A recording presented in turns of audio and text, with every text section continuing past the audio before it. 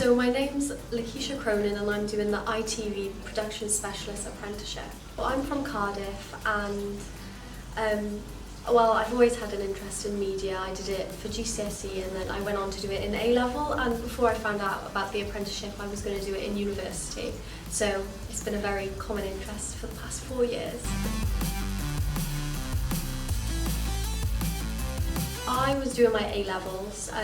I started my apprenticeship about 2 weeks after I finished my A-levels, so yeah.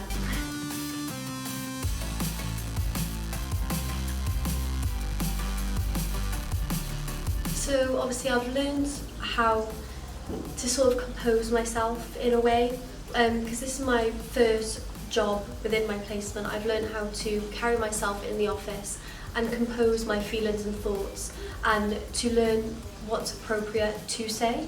And I wish to learn obviously everything, but however I wish to learn I think more about the industry as well. I feel like I didn't know much about it. I didn't know there was a news side. All I thought was, oh, there's films, documentaries, so I would love to learn more about the media industry as a whole. I hope to obviously gain my qualification and gain more experience and skill to hopefully be able to go on to create a bigger experience and a bigger career in the media industry.